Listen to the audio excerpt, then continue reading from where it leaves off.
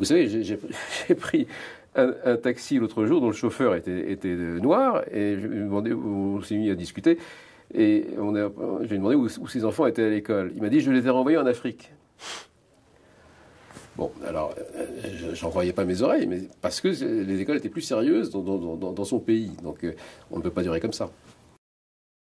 Permettez-moi de dire un mot sur ce numéro des enquêtes du contribuable. C'est un numéro absolument excellent. Et je suis content de voir qu'il y a enfin des journalistes qui font leur métier et qui font des enquêtes. Parce que finalement, dans aucun des grands hebdomadaires, sauf quelques-uns à l'heure actuelle, et de temps en temps les autres, mais rarement, il y a une enquête aussi approfondie, aussi sérieuse sur les problèmes de l'école. Je pense que le problème de l'éducation est le plus grave, avec l'immigration, est le plus grave problème de la France d'aujourd'hui. Le plus grave. Je pense réellement que toutes les réformes qui ont été faites depuis 40 ans font baisser la France au-dessous du niveau des autres pays, sur le plan intellectuel, sur le plan de la formation, et surtout incroyablement au-dessous du niveau qu'elle avait atteint jusque-là. Il y a eu une destruction.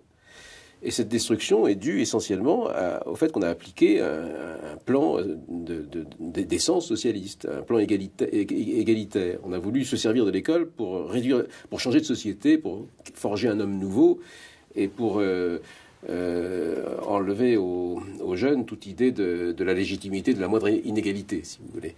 Et pour ça, on a détruit l'éducation. Moi, j'ai réfléchi à ça depuis tellement longtemps que je peux l'expliquer de façon très simple. C'est que, si vous voulez, quand vous éduquez réellement quelqu'un, et là je m'adresse à tous les gens qui sont professeurs, qui ont cette expérience, dans des matières un peu compliquées, comme les mathématiques, ou le français, ou la littérature, enfin tout ce qu'on enseigne dans l'enseignement primaire et secondaire.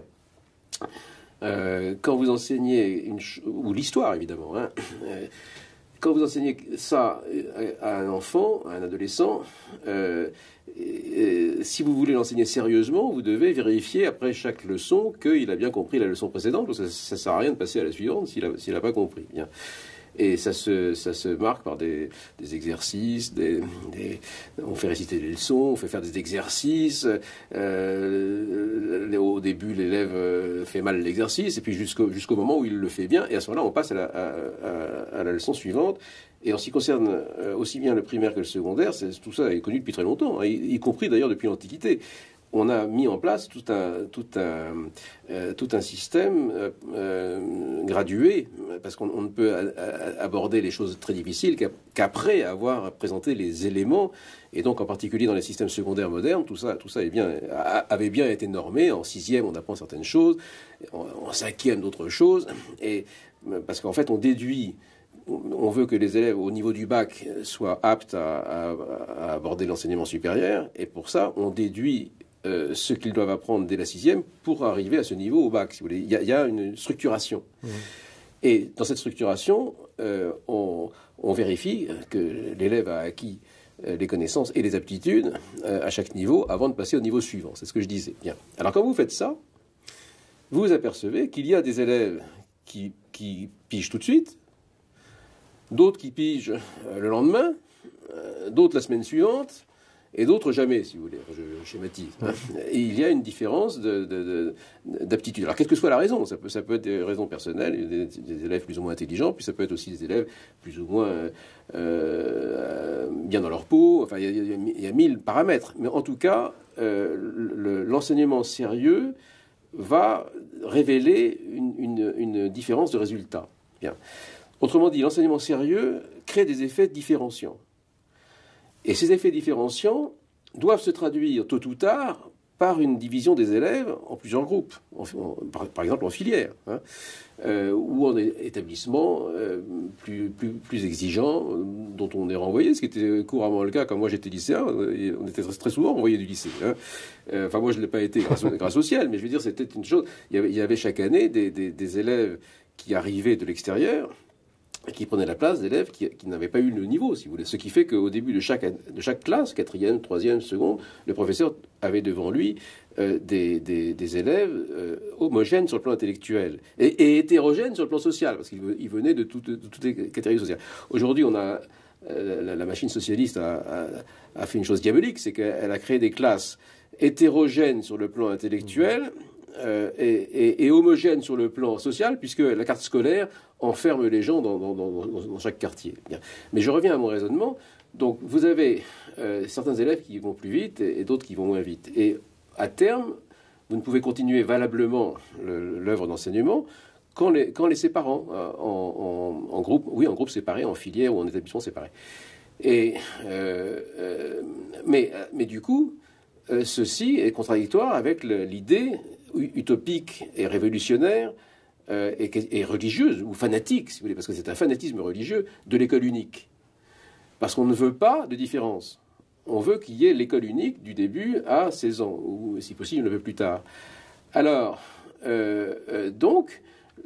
enseigner véritablement est incompatible avec l'école unique. Mais comme on veut l'école unique, il ne reste plus qu'une seule solution pour la faire vivre, pour qu'elle soit vivable, c'est de ne plus rien enseigner à personne. Et c'est exactement ce qu'on a fait depuis 40 ans, avec des nuances, évidemment. Et puis aussi, beaucoup, comme dans tous les pays communistes, vous avez toujours une économie souterraine, vous avez toujours des dissidents. Bon. Puis la France est un grand pays, puis il y a tellement de gens bien instruits en France qu'ils ne laissent pas leurs enfants. Mais comme le souligne Anne Coffinier dans l'entretien qu'elle vous a donné, précisément, puisque l'école n'enseigne plus rien, les injustices sociales grandissent, puisque ce qui n'est pas fait à l'école est fait dans les familles. Et donc, alors que jadis, un petit paysan de la Lozère ou de la Corse dont les parents n'avaient pas d'instruction, pouvait réussir à l'école primaire, puis à l'école secondaire, puis avoir des bourses, puis etc., puis arriver à présider le jury d'agrégation. C'est le cas de Bachelard. Qui était un ancien balayeur, qui a travaillé à la Poste. Je ne sais plus où il était, mais il avait une origine tout à fait modeste. Mais il y a des milliers d'exemples comparables. Donc l'école corrigeait les inégalités sociales grâce au fait qu'elle enseignait véritablement.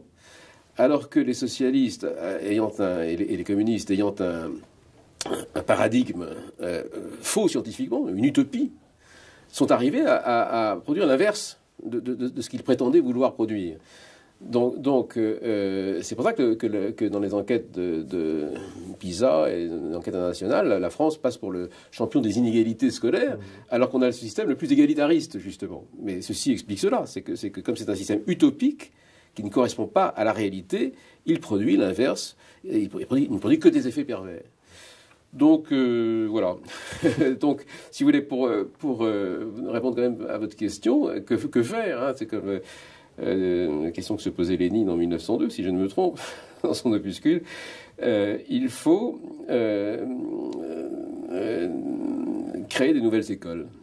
Et il faut que des gens prennent l'initiative de cela, et il faut que les pouvoirs publics laissent faire. Hein. Alors, on peut espérer quand même qu'avec une alternance prévisible en 2017, il y aura possibilité peut-être en France de faire ce qu'on fait dans des pays un peu inattendus. Vous savez qu'en Suède, pays social-démocrate, il y a des écoles libres qui se sont beaucoup développées, qui ont été créées par un gouvernement de droite, mais qui restait très peu de temps. Mais quand la gauche est revenue, elle a laissé subsister ce système parce qu'il servait d'émulation à l'école publique qui avait de mauvais résultats. Et puis il y a un pays dont on ne parle pas souvent, qui est le Portugal, où tout récemment, en 2014, ils ont fait une loi autorisant des écoles libres à se créer, avec subvention de l'État au prorata du nombre d'élèves inscrits, et avec pour seule obligation donnée aux écoles de suivre au moins 70% du programme de leur éducation nationale, avec liberté pour les 30 autres pourcents de faire comme ils voulaient, pour les contenus, hein, mais pour les méthodes, ils sont entièrement libres. Et simplement, les élèves de ces écoles doivent passer des examens comme notre brevet ou comme le baccalauréat. Donc c'est un pilotage par l'aval, comme on dit en termes technocratiques. Hein. On ne s'occupe pas de l'amont. Vous faites ce que vous voulez en amont, mais en aval, on veut que vos élèves réussissent un examen. Et cette loi a été votée et mise en application au Portugal. Donc on ne voit pas du tout pourquoi ça ne pourrait pas être le cas en France, si ce n'est parce que la classe politique est terrorisée à l'idée que les forces sectaires qui dominent l'éducation nationale, notamment la franc-maçonnerie, en feraient un casus belli. Enfin, tout ce qui touche au monopole est un casus belli. Hein. Mais il faut quand même qu'on en sorte. Sinon, la France va... Vous savez, j'ai pris un taxi l'autre jour dont le chauffeur était noir, et je me demandais, on s'est mis à discuter, Et je lui ai demandé où ses enfants étaient à l'école. Il m'a dit, je les ai renvoyés en Afrique. Bon, alors, j'en croyais pas mes oreilles, mais parce que les écoles étaient plus sérieuses dans son pays. Donc, on ne peut pas durer comme ça.